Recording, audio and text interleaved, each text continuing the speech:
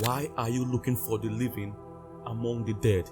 That is exactly what many of us are doing. You are searching for answers among those that don't have them. You see, the self-discovery framework sounds liberating, but it's actually exhausting because it puts the weight of you answering the most important question of your life entirely on your shoulders, and you are the least qualified person to answer that question. You are too shaped by your wounds, by your trauma, by your environment, by your family's expectations, and by a culture that is constantly telling you who they want you to be. Your perception of yourself, who you think you are, most times is very different from who God says you are, from what God wrote about you.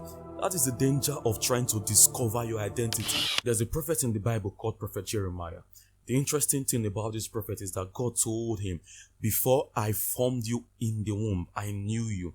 I set you apart and I appointed you a prophet unto the nations." So before this prophet, before Jeremiah was even born, before he took any action, said any word that gave a clue to what his personality would be or to anything about him, any insight about him, God already wrote a plan and already had an appointment, an assignment for this prophet. And when he was told his identity, his response is interesting. He said, "I don't know how to speak and I'm too young," meaning his perception of himself was very different from what his identity actually was, which is the danger with trying to discover who you are. What you might end up concluding is your identity can be as far as possible from what your identity actually is, the same way it was with Jeremiah. Now, Jeremiah would never have concluded that his identity was to speak to actual nations. He could never have concluded that because his perception of his reality was very different. His perception of himself was very different from what God said he was. So if he was to be asked who he was, he would have said something entirely different. That is what many people are doing right now. Something similar happened with John the Baptist. Before John the Baptist was born, the angel of God came to Zechariah. The angel Gabriel came to Zechariah and told him John the Baptist's assignment and who he would be. So John the Baptist's entire life's mission was known before he was even conceived, before he entered into his mother's womb. And when John the Baptist was asked, "Art thou Elias?" KJV rendition, meaning, "Are you Elijah?" He said, "No." Meanwhile, Jesus, speaking of the same John the Baptist, told the people that were listening to him that John the Baptist was Elijah. So John the Baptist's perception of himself was different from what his identity actually was. That's the same thing. Your perception of yourself, what you think you are, who you think you are, most times is very different from who God says you are, from what God wrote about you. That is the danger of trying to discover your identity. In addition to the fact that Hillel, the enemy, will try to give you a false identity if you try to discover it instead of going to ask the one who formed you what your identity is. In addition to that danger, there is the fact that you will come to a wrong conclusion yourself, like we see with Jeremiah, like we see with John the Baptist. We see the same thing happening with Jesus, the example for every single one of us. Before he was born, the angel came to his mother, Mary, told his assignment, told his name. That is another thing. Your identity is tied to your name. And many parents today don't even bother finding out what their child's name is from God before the child is born or while the child is still in the womb. They don't bother finding out. They give the child any name that they feel like is the name of the child. That's wrong. That's not what the child's name most times is. So the child grows up answering a name that God doesn't even call them by. We see in the Bible from biblical examples that the name, John the Baptist, Jesus, the same example, the name of the child is associated with their destiny, with their role, with their assignment, and that name is told to the parents before the child is even born. That is the pattern. And many people today have no idea what their identity is because that pattern has been violated. That pattern is not being adhered to. Another example, we see the same thing with Apostle Paul. The Apostle Paul didn't go on a self-discovery journey like many of us try to go on today. Actually, what he thought was his identity, which was an enforcer of the Jewish laws, was very different from what God called him to be. And how did he find out his identity? He was told. God stopped him on the road to Damascus, knocked him off his horse, and told him directly, "I have appeared to you to appoint you as a servant and a witness. This is who you are. This is what you are going to do now. Get up and go do it." That is the pattern. Same thing with Peter. He was told, you are Simon, son of John, but you will be called Cephas, meaning the rock. Same thing. Jesus didn't wait for Peter to try and discover who he was.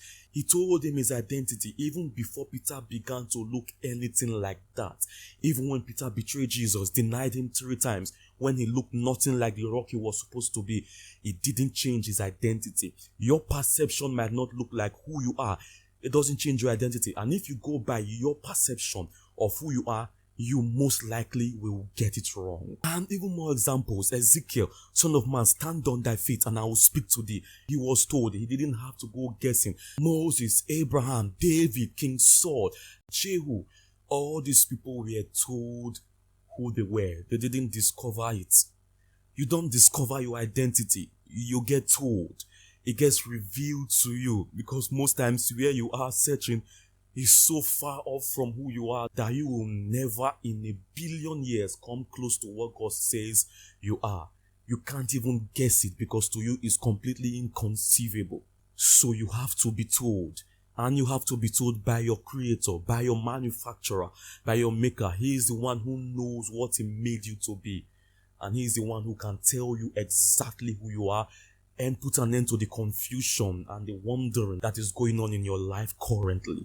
You see, the self-discovery framework sounds liberating, but it's actually exhausting, because it puts the entire weight of you answering the most important question of your life entirely on your shoulders, and you are the least qualified person to answer that question. You are too shaped by your wounds, by your trauma, by your environment, by culture, by your family's expectations, and by a culture that is constantly telling you who they want you to be. And so you try new things, rebrand yourself, go on journeys, reinvent yourself, and each time something doesn't click. And so you think that the right answer to that is to just keep searching, to go deeper into yourself, to look deeper within, to take a personality test, or to go through another season of exploration and trial and error. And eventually the searching becomes your identity, because at least it feels like you are doing something, like you're actually moving. But wandering is not movement towards your identity. It's movement without a destination. And no amount of aimless movement will take you towards a place that you were never heading to in the first place. You don't stumble on your identity. You need an encounter with the one who created you and wrote that identity for you in the first place. So what the biblical pattern is actually showing you is that your identity is not something that develops from inside you through experience and self-discovery. No.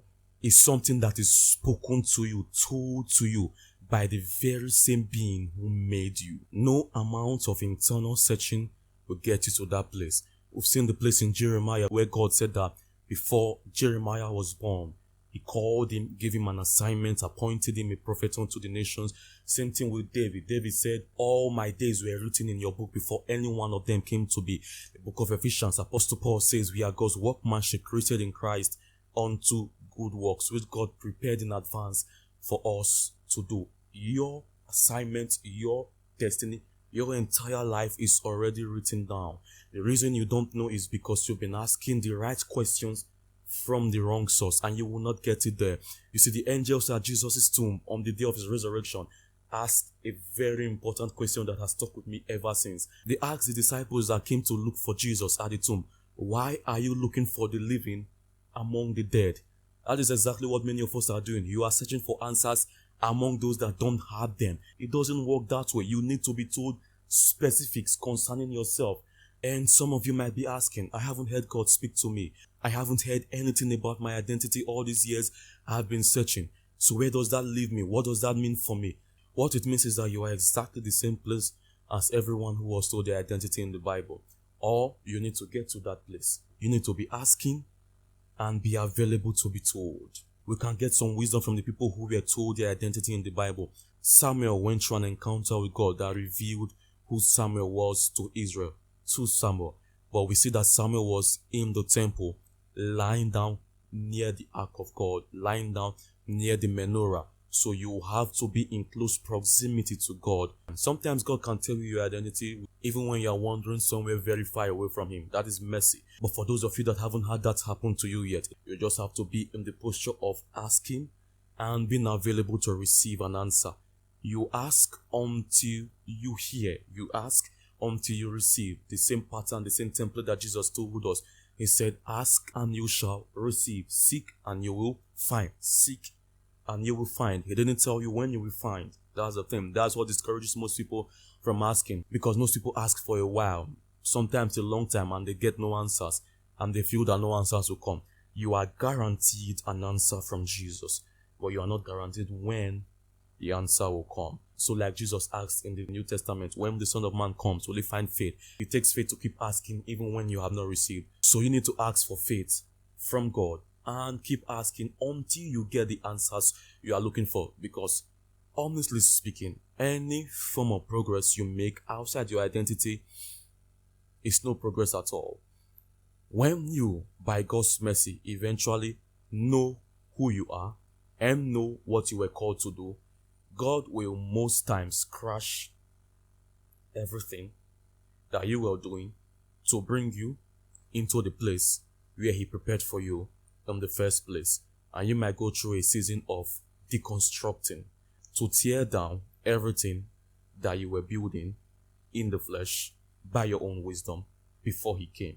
So it is best to find out what you were made to do before you actually start building. Or if you're already building, many times in God's mercy and in His infinite wisdom, He steers your life, readjusting you to the place where He wants you to be, or at least very close to that place, so that when you eventually find out who you are, the pivot you have to make is no longer very drastic. You are very close to where He wants you to be, but it still takes a period of deconstruction and reconstruction. So that's it for this video. You are not a mystery waiting to be solved by yourself. You are a design waiting to be revealed by your creator, by your maker, by your designer. And the wondering, the unfulfillment, the unsatisfaction, the feeling that something is not quite right, the feeling that you are an imposter or you are living somewhere adjacent to where you should be, that you are not where you are supposed to be. It's not a sign that you have not searched hard enough. It's a sign that you've been looking in the wrong direction. And the sign that you need to start looking in the right direction, looking towards Christ, and keep looking until you find, because you will find. If you have any questions, you can leave them in the comments and I'll try as much as possible to answer all of them. Subscribe if you intend to see more videos like this. We have a lot more topics to talk about, many more interesting topics, and I'll see you next time.